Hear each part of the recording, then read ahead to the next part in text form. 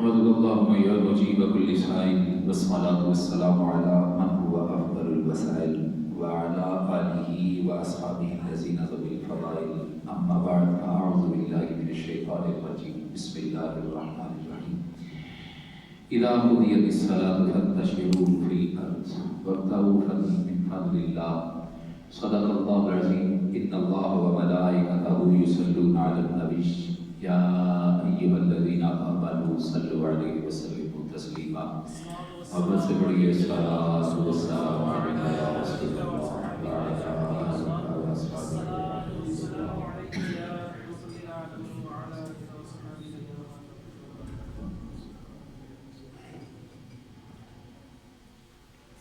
مولاي صل وسلم دائما ابدا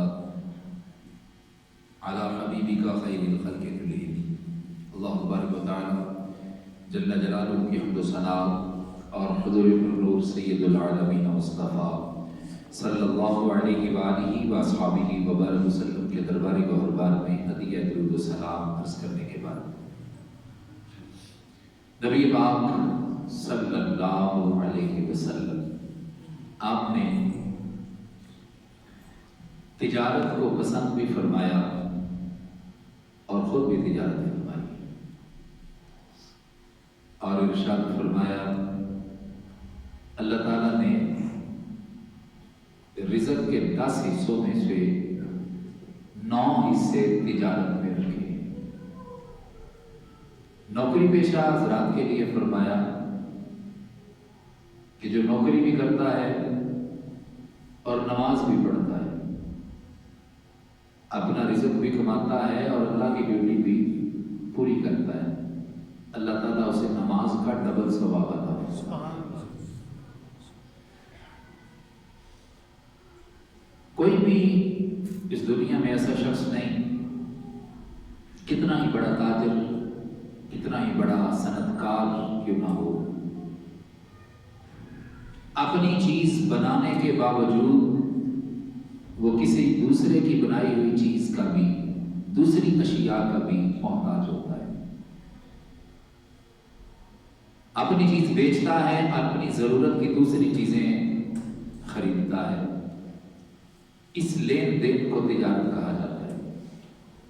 تجارت کے اصول اسلام میں بیان کیے گئے. اللہ ارشاد فرماتا ہے اذا قضیت الصلاۃ، جب نماز پڑھ لو، فانتشروا فی الارض، زمین میں پھیل جاؤ. پھیل کے کیا کرو؟ وابتغوا من فضل اللہ، اللہ کا فضل تلاش کرو. اللہ کا فضل کیا ہے؟ وہ کسب معاش ہے، وہ رزق حلال ہے، حلال تجارت ہے، لین دین ہے، معاملات ہیں. جو شخص اللہ کا ذمہ بھی پورا کرے اور اپنے اوپر دنیا داری کی ذمہ داریاں بھی پوری کرے، ایماندار تاجر کو اللہ تعالیٰ نبیوں کی صف میں کھڑا کرتا ہے. بر صغیر پاک و ہند کے اندر تاجروں کی وجہ سے اسلام آیا تھا. تاجر اسلام لے کے آئے تھے، لے کے تاجر آئے تھے. یہاں پروان اللہ کے ولیوں نے چڑھایا. عرب سے آئے تاجر، خاموش عرب سے آئے تاجر، تجارت کی، لوگ ان کے قریب آئے. لین دین ان کا بڑا ستھرا تھا، بڑا شفاف تھا، بڑے وزادار لگے، چیز ایک نمبر بیچتے. ان کی پاکیزگی، حق گوئی، صاف بیانی نے لوگوں کو متاثر کیا. لوگ پوچھتے ہیں کون ہو تم، کہاں سے آئے ہو، کیا تعارف ہے؟ وہ کہتے ہیں کہ ہم خدا والے ہیں، ہم مصطفیٰ والے ہیں. اس پاکیزگی کا جو تم نے ہمارے کردار میں دیکھا،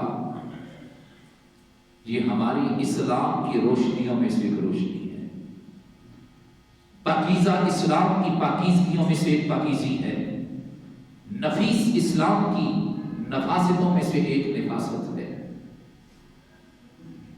اس شفافیت کی وجہ سے لوگوں کو وہ اچھے لگے، لین دین میں اچھے تھے، معاملات میں، تجارت میں اچھے تھے۔ کریم آقا صلی اللہ علیہ وسلم کی بارگاہ اقدس و انور میں ایک شخص حاضر ہوتا ہے، عرض کرتا ہے یا رسول اللہ صلی اللہ علیہ وسلم، فلاں بندے کو جانتے ہیں، بڑا چنگا بندہ ہے، بڑا اچھا آدمی ہے۔ میں اچھا، تو کیسے کہتا ہے وہ اچھا ہے؟ سفر کیا اس کے ساتھ کبھی؟ نہیں۔ لین دین کیا اس کے ساتھ؟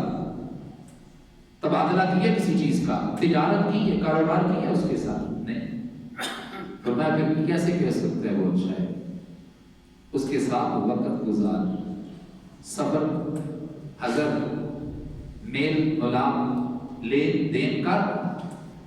اگر تو وہ تجھے ٹرانسپیرنٹ نظر آیا، اس کے کردار میں شفافیت نظر آئی، تو پھر کیا نہ بڑا اچھا بنتا ہے۔ اس کے بغیر تو اس کی ڈگری جاری نہ کر، معاملات کر لے، پہلے اس کے ساتھ وقت گزارے۔ اسلام نے شفاف تجارت کے اصول بیان کیے۔ میرے کریم آقا صلی اللہ علیہ وسلم نے تجارت کا پہلا اصول یہ بیان فرمایا، فرمایا اپنا منافع تھوڑا رکھو، سیل زیادہ کر لو، پروڈکشن زیادہ کر لو، منافع تھوڑا مناسب رکھو، ضرورت کے مطابق رکھو۔ اگرچہ شرعی طور پر ہمیں پابند نہیں کیا گیا کہ ہم ایک چیز پر اتنے % منافع لے سکتے ہیں، پابند نہیں کیا گیا، جہاں پر فریقین راضی ہو جائے بے نافذ ہو جاتی ہے۔ لیکن اگر کامیاب تاجر بننا چاہتے ہو، اگر کامیاب بزنس مین بننا چاہتے ہو، تو اس اصول کو اپناؤ، منافع تھوڑا رکھو۔ فائدہ کیا ہوگا؟ مخلوق خدا کو وہ چیز آسانی سے مل جائے گی، تیری پروڈکشن بڑھ جائے گی، تیرا توتی بولنے لگے گا، تجھے ایڈورٹائزمنٹ کی ضرورت نہیں رہے گی، اور تیری چیزیں زیادہ سیل ہونے لگے گی۔ آج ہم یہ سمجھتے ہیں کہ چیز بن تو گئی ہے، پتہ نہیں بکے گی یا نہیں بکے گی۔ دنیا کے بہترین معاشیات کے ماہر، دنیا کے بہترین تاجروں نے اس بات کا نچوڑ نکالا، دنیا میں کوئی ایسی چیز بنتی ہی نہیں جو سیل نہ ہوتی ہو، کوئی چیز ایسی نہیں بنتی جو بکے نہ۔ بکنے کی بات کیا ہے؟ نوجوان لڑکے ہیں، پینٹ پھٹی ہوئی ہے، ایک دن رہا نہ گیا مجھ سے، میں نے پوچھ ہی لیا، بچے امیروں کا بچہ ہے، صاحب ثروت لوگوں کے گھر کا چشم و چراغ ہے، سمجھ سے بالا تار ہے، پھٹی پینٹ کیوں پہنی ہوئی ہے؟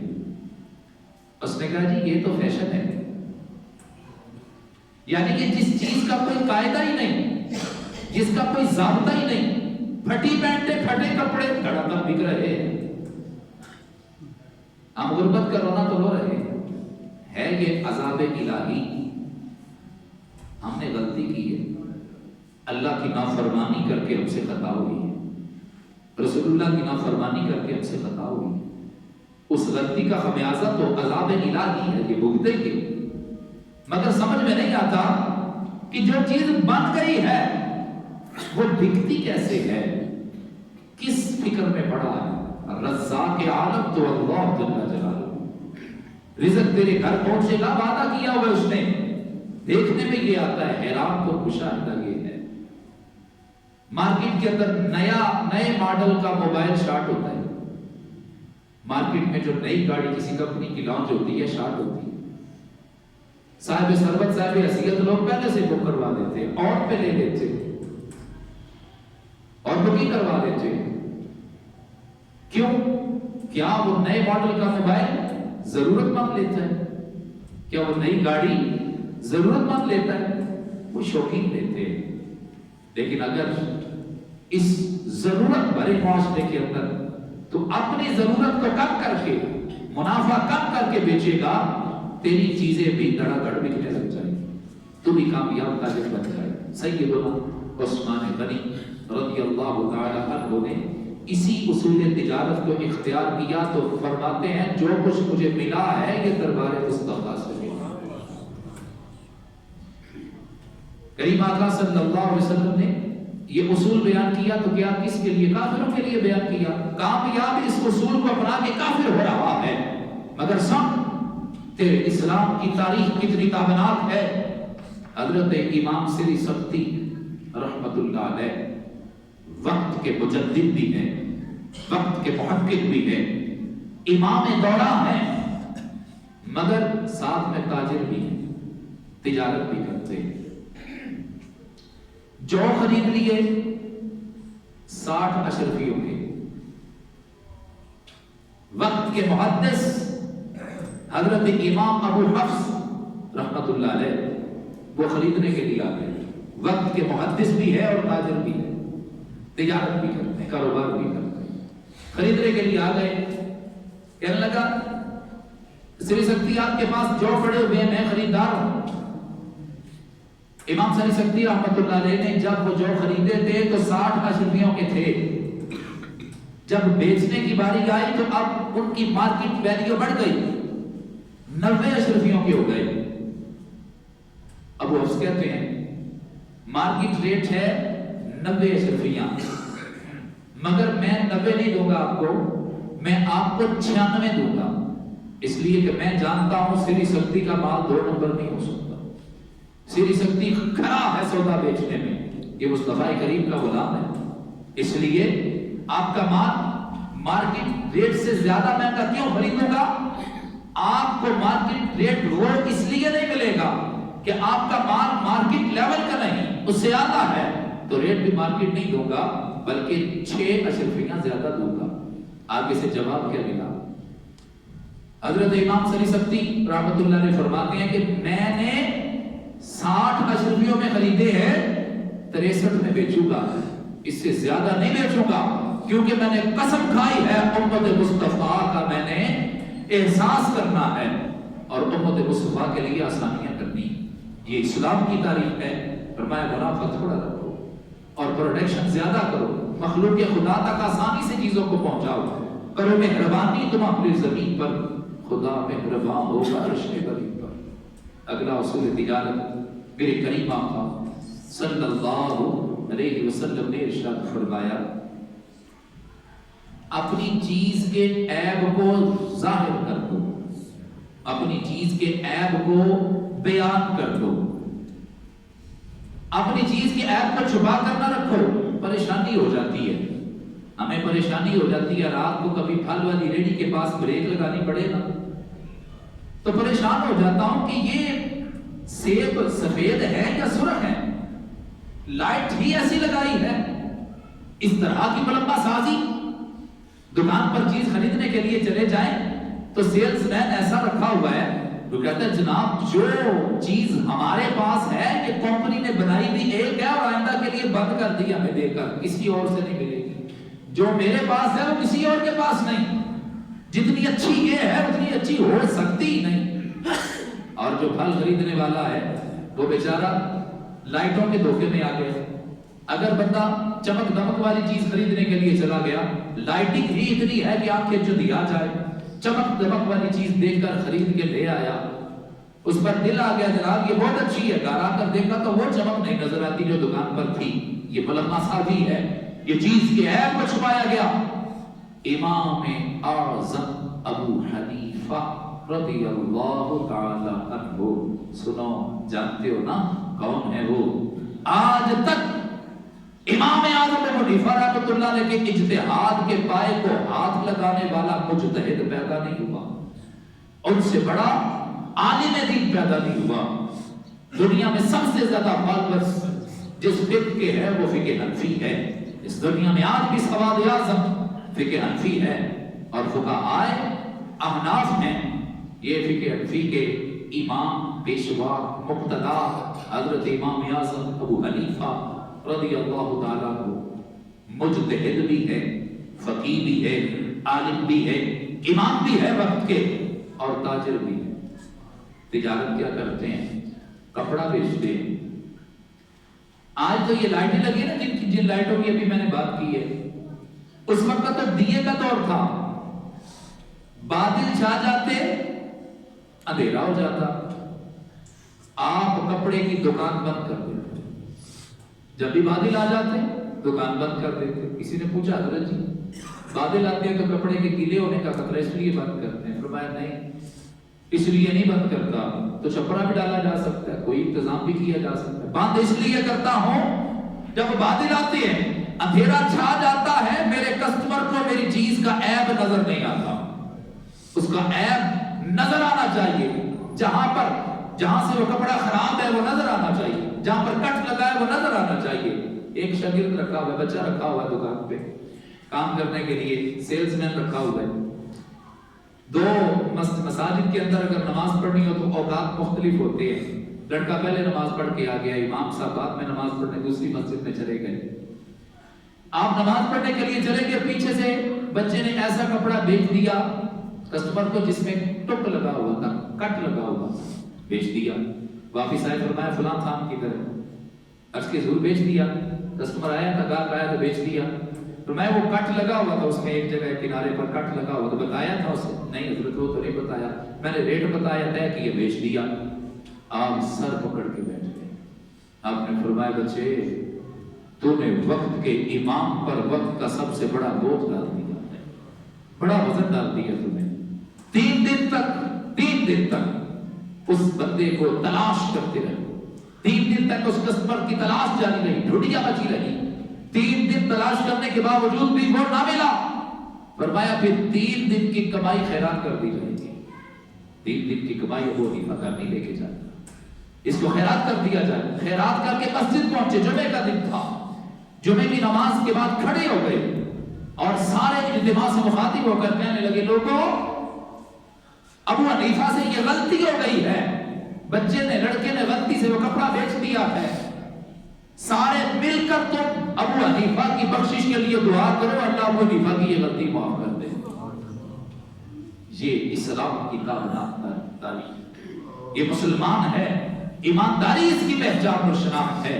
میرے کریم آقا صلی اللہ علیہ وسلم نے تیسرا اصول بیان کیا، اصول تجارت کے، فرمایا چیز بیچتے وقت قسم نہ کھاؤ، قسم نہ اٹھاؤ، نہ سچی اٹھاؤ نہ جھوٹی اٹھاؤ، اور ایسی شکل و صورت بنا کر بیٹھ جاؤ کہ جناب آپ نے لمبی ساری تصویر پکڑی ہوئی ہے، آ کر بندہ اس گیٹ اپ کو دیکھ کر متاثر ہو جائے کہ اس کے پاس چیز اچھی ہے، ایسی صورت بھی وجہ سازی بھی نہ بنا کر بیٹھو۔ ایک ہوتا سنت پر عمل کرنا، تو دکان پر اگر ایسے بیٹھا ہے تو پھر گھر میں بھی ایسے ہونا چاہیے، پھر مسجد میں بھی ایسے ہونا چاہیے، پھر دوسرے معاملات میں بھی ایسے ہونا چاہیے، پھر شادی بیاہ میں بھی تیرا وہی گیٹ اپ نظر آنا چاہیے نا۔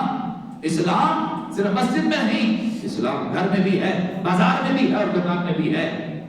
فرمایا اگر جھوٹی قسم کھا کے یا قسم ویسے ہی کھا کے تم نے چیز بیچ دی، چیز تو بک جائے گی مگر برکت اٹھ جائے گی۔ ہم یہ سمجھتے ہیں کہ زیادہ پیسے آئے ہمارے پاس، کثرت برکت ہے، کثرت برکت نہیں، برکت اللہ کی رحمت کا نام ہے۔ کثرت اور برکت میں فرق کیا ہے؟ کثرت ہوتی ہے بڑے پیسے آتے ہیں، بڑے پیسے آئے، میں نے بڑے پیسے کمائے، بڑا اچھا چل رہا ہے کاروبار، مگر کیا ہے میری ضروریات جتنی ہیں ابھی ان میں سے آدھی بھی پوری نہیں ہوئی، پیسے ختم ہو گئے، پتہ ہی نہیں چلا کدھر چلے گئے۔ بڑے پیسے تھے میرے پاس، اتنے پیسے کدھر چلے گئے؟ ضروریات میری ابھی باقی ہیں، پیسے کثرت کے باوجود ختم ہو گئے، کثرت کے باوجود قلت ہو گئی پیسوں کی۔ لیکن اگر برکت ہوتی تو بندہ حیران رہ جاتا، پیسے میرے پاس تھوڑے سے تھے، ضرورتیں میری ساری پوری ہو گئی ہیں، جیب میں ابھی بھی پیسے باقی ہیں۔ اسے اللہ کی رحمت کہا جاتا ہے، اسے اللہ کا دست غیب کہا جاتا ہے، اسے برکت کہا جاتا ہے۔ اگر کثرت کے پیچھے لگ جاؤ گے، صرف مال بک جائے، جیسے بھی پیسہ ہو، جیسا بھی ہو، پھر کثرت تو ہو جائے گی، برکت اٹھ جائے گی۔ میرے کریم آقا صلی اللہ علیہ وسلم نے 5واں اصول بیان فرمایا، فرمایا ذخیرہ اندوزی اختیار نہ کرو. چوتھا اصول یہ ہے ذخیرہ اندوزی اختیار نہ کرو. ذخیرہ اندوزی کیا ہے؟ ہم نے گڑبڑ کر دیا ہوا ہے، اپنی اپنی ڈیفینیشنز لے کر پھرے، اپنی اپنی تعریفات لے کر پھر رہے ہیں. نہیں، یہ ذخیرہ اندوزی نہیں ہے جی، یہ ذخیرہ اندوزی ہے. ذخیرہ اندوزی کیا ہے اور کیا نہیں ہے؟ عوام کی مجبوری سے فائدہ نہ اٹھاؤ. ایک ہے روٹین کی چیز. ایک بندے کے پاس دکان کا گودام ہے پیچھے، آلریڈی وہاں پر مال رہتا ہی ہے، بار بار مارکیٹ نہیں جایا جاتا، کچھ اس نے بیک اپ کے طور پہ رکھا ہوتا ہے. وہ ایک روٹین کی چیز ہے. اس کی دکان میں اگر آٹا پڑا ہوا ہے، اس کی دکان میں اگر چینی پڑی ہوئی ہے، اس کی دکان میں اگر حاجات اصلیہ کی چیزیں پڑی ہوئی ہیں، وہ روٹین سے پہلے بھی اتنی ہی تھی، قحط میں بھی اتنی ہی تھی، اور اس کی دکان سے بھی مل جاتی ہے اسی ریٹ پر، دوسری دکان سے بھی مل جاتی ہے اسی ریٹ پر. اب اگر اس نے پیچھے کچھ رکھا ہوا ہے تو یہ ذخیرہ اندوزی نہیں، زیادہ منافع نہیں لے رہا، ذخیرہ اندوزی نہیں. لیکن ہوتا کیا ہے، چند انویسٹرز اور چند سرمایہ دار سر جوڑ کے بیٹھتے ہیں، کون سی چیز مارکیٹ سے اٹھائی جائے. چاول اٹھا لیے جائے، مثال کے طور پہ چاول اٹھا لیے جائیں. ابھی نئے چاول آئے ہیں، ابھی ریٹ یہ ہے، پھر پرانے ہوں گے ریٹ یہ ہوگا، پھر جب مارکیٹ سے شارٹ ہو جائے گا، اتنا اناج آیا ہے منڈی میں، اتنا تم اٹھا دو، اتنا میں اٹھا دیتا ہوں، اتنا وہ اٹھا دیتا ہے. پھر کیا ہوگا؟ پھر مصنوعی قحط برپا ہو جائے گا.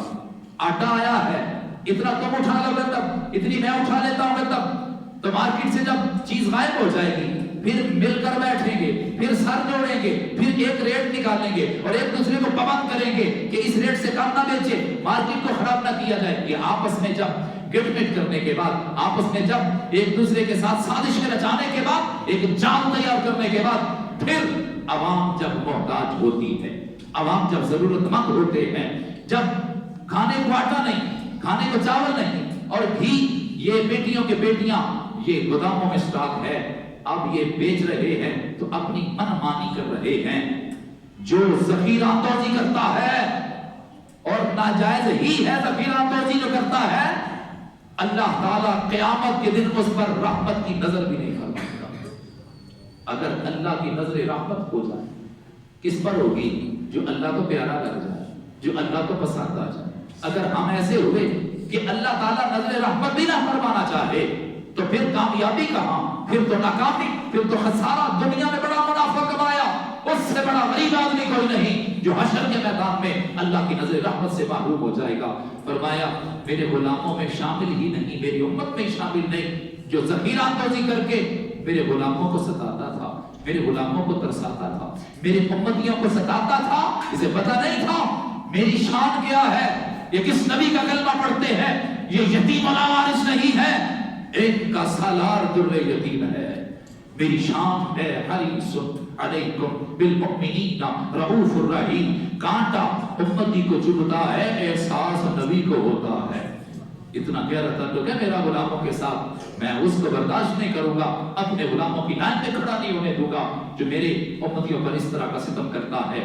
آگے پانچواں اصول، اصول تجارت کریم آقا صلی اللہ علیہ وسلم نے بیان فرمایا. ملاوٹ نہ کرنا، ملاوٹ نہ کرنا. اب ملاوٹ کی بات کیا ہے؟ ملاوٹ کی بات تو ایسی ہے کہ کچھ ایسی ملاوٹیں ہیں جس کو ہم اب جائز سمجھنے لگے ہیں، یعنی کہ برائی اتنی زیادہ غالب آ گئی کہ اب وہ برائی لگتی ہی نہیں. جھوٹ اتنا عام ہو گیا، چور بازاری اتنی عام ہو گئی کہ اب وہ جی یہ تو چلتا ہے، مولوی صاحب کیا باتیں کرتے ہیں، اب اس کے بغیر تو کاروبار نہیں نہ ہو سکتا. ہم اس کو ناجائز ہے، کسی کے اندر جرأت میرے اللہ کی حرام کردہ چیز کو وہ حلال قرار کر دے جائے. اتھارٹی کیا ہے اس کی، کس بات کی بڑی ہے اور کیا حال ہے اس کا، کیا بدی کا شوربہ اور ذات دی کوڑ کی چھتیرا جب اسلام کو چیلنج کرتا ہے. تجھے پتا بھی ہے کتنی بڑی غلطی کر رہا ہے. کیا اچھی کھجوروں میں گھٹیا کھجوریں مکس کر کے بیچ دی جائیں، اور مرچوں کے اندر اینٹیں پیس کر بیچ دی جائیں، اور دیسی انڈوں میں ملمہ سازی کر کے ولایتی انڈے ڈال دیے جائیں. یہ تو پھر بھی کوئی ایسی بات تھی کہ سنی جا سکتی ہے اور سمجھی جا سکتی ہے اور برداشت کی جا سکتی ہے. دل دہلا دینے والی بات تو یہ ہے آج انسان مسلمان کلمہ پڑھ کے رسول اللہ کی غلامی قدم کرنے والا اس قدر گر جائے گا کہ وہ جان بچانے والی ادویات میں بھی ملاوٹ کر دے گا. وہ کہتا ہے میرے بچے پڑھ جائیں دوسروں کے چاہے پر جائیں. میں اس بات کو سمجھنے سے قاصر ہوں, ہو سکتا ہے اس کے پیچھے کوئی اور بات ہو. اگر میں غلط ہوں تو میری کریکشن کر دیجئے گا. مجھے سمجھ نہیں آتی. سب ڈاکٹروں کی بات نہیں کر رہا. ڈاکٹروں میں اللہ کے ولی بھی ہیں, ڈاکٹروں میں مسیحا قوم بھی ہیں. ہر محکمے کے اندر, ہر شعبے کے اندر کالی بھیڑیں ہوتی ہیں, اس کی نشاندہی کرنا ہمارا کام ہے. ہم یہ دیکھتے ہیں, سمجھ نہیں آتی. ڈاکٹر صاحب کو یہ میڈیکل ریپ یہ اے سی کس چیز کا لگا کے دیتا ہے, مجھے یہ نہیں سمجھ آتی. ڈاکٹر صاحب کو یہ نئی گاڑی کی چابی کس لیے دی جا رہی ہے کہ ہماری دوائیاں لکھنا, نسخے میں اس کو ریکمینڈ کرنا, اور یہ دوائی آپ کے نسخے پہ ہونی چاہیے. اس کے عوض میں کیا کریں گے؟ اے سی لگوا دیتے ہیں, آپ کا کمرہ سیٹ کروا دیتے ہیں, آپ کو گاڑی لے دیتے ہیں. اگر اس کی دوائی ایک نمبر ہوتی, اس کی دوائی اچھی ہوتی, اس کو یہ رشوت دینے کی ضرورت نہیں تھی. ڈاکٹر کہتا ہے کہ میرے بچے تو آکسفورڈ میں پڑھنے چاہیے, اور میرا لیونگ سٹینڈرڈ اور میرا معیار زندگی بس ہائی ہونا چاہیے. دوسروں کے بچے چاہے اپاہج ہو جائیں, چاہے معذور ہو جائیں, دوسروں کے جگر کے ٹکڑوں کے چاہے جنازے نکل جائیں, چاہے انسانیت کا کباڑا نکل جائے, میرا معیار زندگی بلند ہونا چاہیے. سنو, یہ تو بڑی بات ہے. میں کریم آقا صلی اللہ علیہ وسلم کی حدیث سناتا ہوں جس میں بڑی چھوٹی بات پر میرے محبوب نے گرفت فرمائی تھی اور بہت بڑی سزا کو بیان کیا تھا. غلہ منڈی تشریف لے گئے, میرے لجپال آقا صلی اللہ علیہ وسلم نے ڈھیر کو دیکھا. چند دن پہلے بارش ہوئی تھی, مگر اس ڈھیر کے اوپر بارش کے اثرات نظر نہیں آتے تھے. اس قدر زیادہ بڑے گودام تو ہوا نہیں کرتے تھے, غلہ بھیگ ہی جایا کرتا تھا, اور بھیگے غلے کا ریٹ کم ہوتا تھا. اس نے کیا کیا, وہ اس کا ریٹ بڑا, اس کا ڈھیر ہے وہ بڑا سوکھا ہے. آپ بڑے متعجب انداز میں تشریف لے گئے, ہاتھ ڈالا ڈھیر کے اندر, اندر سے گیلے دانے نکالے اور باہر دکھائے. فرمایا میرے غلاموں کو دھوکہ دینے والے کل قیامت کے دن میرے غلاموں کی صف میں کھڑا بھی ہوگا. تو وَامْتَازُوا الْيَوْمَ أَيُّهَا الْمُجْرِمُونَ کا اعلان کرتے ہوئے میں خود تجھے پکڑ کے اپنے غلاموں کی صف سے باہر کر دوں گا. تو نے میرے غلاموں کو, میرے امتیوں کو, میرے کلمہ پڑھنے والوں کو دھوکہ دینے کی کوئی من غشا علیہ السلام, جس نے ملاوٹ کی وہ ہم میں سے نہیں. میرے کریم آقا صلی اللہ علیہ وسلم نے چھٹا اصول تجارت بیان فرمایا. فرمایا ہمیشہ سچ بولنا, ہمیشہ تجارت میں سچ بولنا. سچا بندہ, تجھے ایڈورٹائزمنٹ کی ضرورت نہیں پیش آئے گی, تجھے پبلسٹی کی ضرورت پیش نہیں آئے گی. کہا جاتا ہے پبلسٹی آج کاروبار کی ماں ہے. جتنی زیادہ ایڈورٹائز کرو گے اور جتنی ایڈ زیادہ چلاؤ گے اتنا زیادہ تعارف ہوگا. میں یہ سمجھتا ہوں تاجر سچا ہو, جنگل میں دکان لگا کے بیٹھ جائے, لوگ 10 روپے زیادہ خرچ کر کے بھی اس کی چیز خرید لیں گے. ہم شاپنگ مالز میں جاتے ہیں, اس لیے قریب کی دکانوں سے چیز خریدنا مناسب اس لیے نہیں سمجھتے کہ کیا پتہ ہے چیز کا, سکے بند چیز تھوڑی ہے. شاپنگ مالز میں جاتے ہیں, وہاں پر امپورٹڈ مال خریدتے ہیں. افسوس اور دکھ کی بات یہ ہے کہ وہاں پر جو ٹیگ لگا ہوا ہے, جس کمپنی کا وہ برانڈ ہے, اس پر سکہ بند مہر لگی ہوئی ہے تو کفر کی لگی ہوئی ہے. آج ہم کس طرح کہتے ہیں کہ جناب وہ بڑے غلط آدمی ہیں, ہوں گے. ایمان اور کفر کے اندر فرق یہ ہے, وہ اللہ کے دربار سے دھتکارے ہوئے ہیں. مگر سنو, اسلام کی برکات کیسی ہے. اے مسلمان, تجھے احساس نہیں تیرا اسلام کتنی برکتیں دیتا تجھے. تیرا اسلام اس نے قبول نہیں کیا مگر اسلامیات کو اپنا گیا, کامیاب ہو گیا. اے مسلمان, تو کس خواب غفلت میں پڑا تھا. تیرا اسلام نسخہ کیمیا بن کے تیرے سرانے پڑا تھا. تو مسلمان ہو کر رسول اللہ کا کلمہ پڑھ کے اگر اسلامی اصول تجارت اپنا جاتا تو دنیا میں بھی کامیابی پاتا, آخرت میں بھی کامیاب ہو جاتا. سچ بول, سچ بولنے میں برکت ہے. کریم آقا صلی اللہ علیہ وسلم کی بارگاہ میں آخری بات عرض کر رہا ہوں. ہم چاہتے ہیں مال زیادہ مل جائے, ہم امیر ہو جائیں, سٹرگل کرتے ہیں, لیونگ سٹینڈرڈ معیار زندگی کو بڑھانے کے لیے دن رات سٹرگل کر رہے ہیں. سیدنا عبد الرحمن بن عوف رضی اللہ تعالی عنہ کریم آقا صلی اللہ علیہ وسلم کی بارگاہ میں حاضر, بلکہ آقا کریم نے بلایا, تڑکے تڑکے صبح صبح بلا لیا. جاؤ عبد الرحمن بن عوف کو بلا کے لاؤ جلدی سے. حاضر ہوتے ہیں, یا رسول اللہ لبیک و صادق, یا رسول اللہ حاضر ہے یہ غلام. خیر ہے, صبح صبح تڑکے تڑکے بلا لیا. فرمایا آج رات اللہ تعالیٰ نے مجھے جنت کے نظارے دکھائے. سرے عرش پر ہے تیری گزر, تیرے فرش پر ہے تیری نظر. آج اللہ نے جنت کھول دی, اور جس طرح میرے غلام قیامت کے دن چھلانگیں لگا لگا کے جنت میں جائیں گے وہ منظر دکھایا. میں دیکھ رہا تھا میرے سارے غلام باری باری, میرے سارے صحابہ جنت میں چلے گئے. میں دیکھتا رہا, تو نہیں تھا بیچ میں. میں تیرا انتظار کرتا رہا، میں پریشان ہو گیا، تیرے بغیر تو میں جنت نہیں جا سکتا نا۔ کافی دیر انتظار کرنے کے بعد تو آیا، تیرا حال یہ تھا کہ تیری قمیص پسینے سے بھیگی ہوئی تھی، اور میں نے تجھے پوچھا اتنی دیر کیوں لگا دی، میں انتظار کر رہا تھا، اور تو نے کہا یا رسول اللہ میرا مال زیادہ تھا، میرے پاس پیسے زیادہ تھے، تو میں وہ حساب دیتا رہا، حساب دینے میں لیٹ ہو گیا ہوں۔ عبد الرحمن کہیں لیٹ نہ ہو جانا، اللہ کی راہ میں خیرات کر، اللہ کی راہ میں صدقہ کر، اللہ کی راہ میں دے، اتنا رکھ جس کا حساب دے سکتا ہے۔ تو اسی وقت 100 اونٹ مال سے لدے ہوئے رسول اللہ کی بارگاہ میں پیش کیے۔ کریم آقا صلی اللہ علیہ وسلم کا وصال ہو گیا۔ وصال مصطفیٰ کے بعد حضرت عبد الرحمن بن عوف رضی اللہ تعالیٰ عنہ اتنی دولت کماتے ہیں، اتنی کماتے ہیں، اتنی کماتے ہیں، اسلامی اصول تجارت شفاف ترین دولت کے باوجود پریشان کتنے ہوئے۔ حضرت سیدہ ام سلمہ رضی اللہ تعالیٰ عنہا کا جا کے دروازہ کھٹکھٹایا، امی جان آپ کا بیٹا آیا ہے، اور رونے لگے، سر پکڑ کے اونچی اونچی رونے لگے۔ امی جان نے پردے سے پوچھا بیٹے کیا بات ہے؟ امی جان آپ کا بیٹا پریشان ہے اس لیے کہ جب رسول پاک صلی اللہ علیہ وسلم کی ظاہری حیات طیبہ میں کاروبار کرتا تھا، ہر شام رسول پاک کی بارگاہ میں حاضر ہو کر اپنا آڈٹ کروایا کرتا تھا، کہیں غلط تو نہیں ہوں، جہاں پر تھوڑی سی گنجائش بنتی کریم آقا ضرور میری اصلاح فرمایا کرتے تھے۔ اب میں اس طرح سے رسول اللہ سے اصلاح نہیں دے سکتا، اس طرح ملفوظات اور فرامین مصطفیٰ ارشادات گرامیہ نہیں مل سکتے۔ آپ میری ماں ہیں، محمد کی عظیم ماں، میری اصلاح فرمائیے۔ آج میں حساب کرنے بیٹھا، میری کیلکولیشن ختم ہو گئی، میرا مال ابھی بھی باقی تھا، پتہ ہی نہیں چلتا کہاں سے آیا کدھر گیا، میں تو ہلاک ہو جاؤں گا، کہیں میں جنت جانے میں لیٹ نہ ہو جاؤں۔ آپ ارشاد فرمائیے میری ماں اب میں کیا کروں؟ آپ کہتی ہیں رو کر فرماتی ہیں کہ میں رسول اللہ کی ترجمانی کیسے کر سکتی ہوں، مگر تو نے اتنے درد سے پوچھا ہے تو سن جا، پھر اور لمبا چوڑا حساب نہیں تجھے بتاتی، آدھی دولت اللہ کی راہ میں خیرات کر دے۔ فوراً باقی گئے، آدھی دولت خیرات کر دی، بات کر واپس آتے ہیں، عرض کرتے ہیں امی جان آدھی دولت اللہ کی راہ میں خیرات کر دی، اب بچ جاؤں گا؟ فرمایا ہاں میں تیری سفارش رسول اللہ سے کروں گی، رسول اللہ کی بارگاہ میں تھوڑے رزق پر میرے آقا نے فرمایا تھوڑے رزق پر تو راضی ہو جا، اللہ تیرے تھوڑے عمل پر راضی ہو جائے گا۔ وآخر دعوانا